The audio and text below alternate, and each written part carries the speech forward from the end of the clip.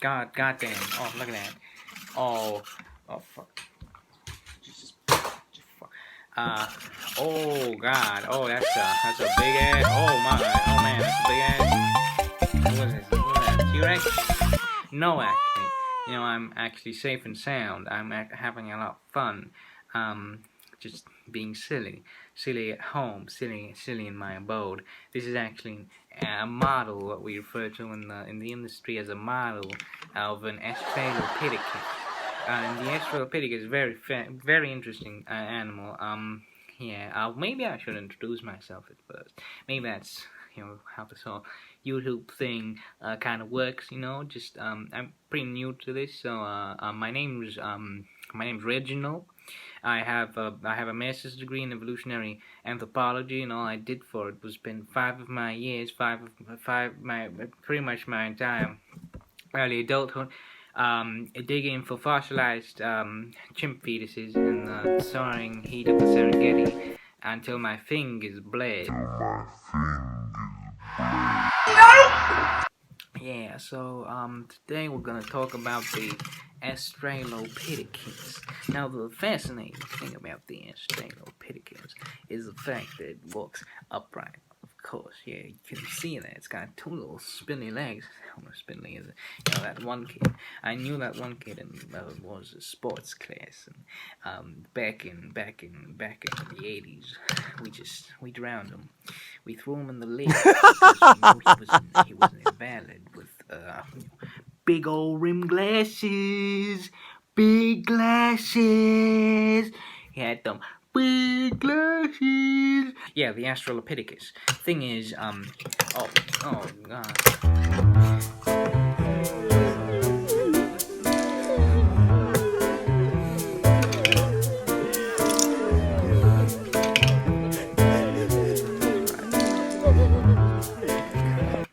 I'm good. It's all good. No one's. It's all good. The Australopithecus walked upright, which we can see if I can. I don't think I can remove it, but here you can see his little foot pads. And the interesting thing about the Australopithecus is that, as opposed to them little chimp feet, if you look at them, oh, oh, oh excuse me. Oh god.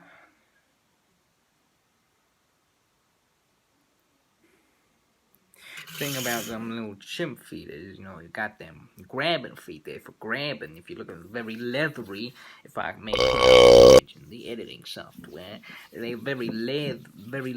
You got a lot of those telltale things on them, and then they look like little hands. That's of course not good. That's of course against certain rules. Chimps got them grabby feet, and that means that the great toe, which would for us be the big old club, big old club looking thing, big old yeah. Anyways, yeah, exactly. They grab with their feet. They go like this. They go like this. Go like this. Go like this. They go like this. Go like this. And we have the big toe, which for most primates is actually, the grabbing device is actually lined up with the other four smaller digits. I'm not, the accident. Thing is, the alignment of the feet means that the forces applied when walking are on the foot pads, on the front pads, and on the back pads.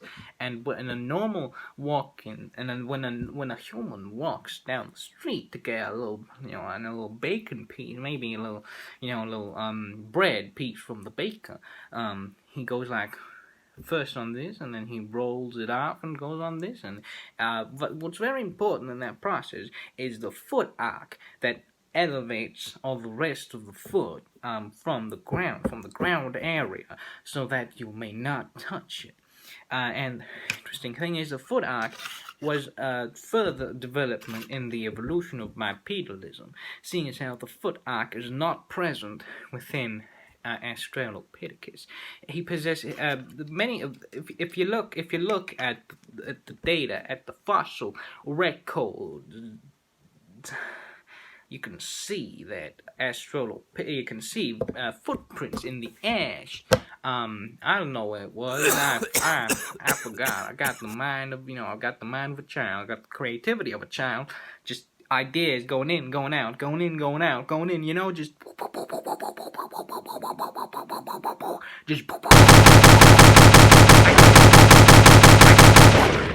I can't remember it. I can't remember. I'm sorry. I'm sorry.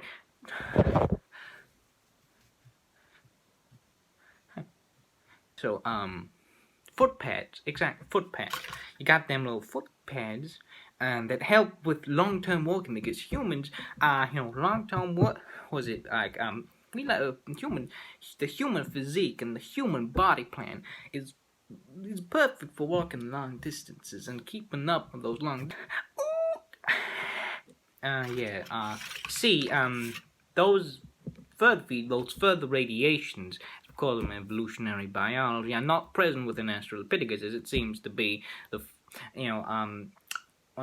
not one of the first in that sense, but earliest Australopithecines in which true bipedalism first appeared, which means that a lot of the features of said bipedalism and a lot of the physiology that goes into play with it wasn't particularly specialized. It was very rudimentary, meaning you still had relatively long arms, little spindly gibbon arm. Have you seen the gibbon skeleton? That's another thing I want to talk about. Have you seen a gibbon skeleton? Just look at that. It's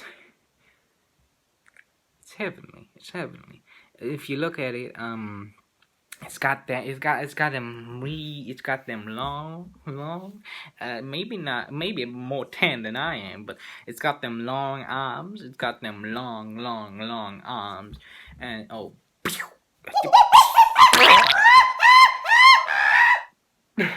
well, it's got them long arms, and it helps in the natural environment of gibbons and siamangs. Their main sort of locomotion is swinging from tree to tree, and as opposed to other similar primates, they actually use their entire body, or they specialize their physiology and their way to suit their behavior, because they act essentially like big old pendulums. They take the momentum, and the entire body from the joints of their ankle up to their hands, and the rest of the body is built like a giant pendulum, and they go like yeah, that's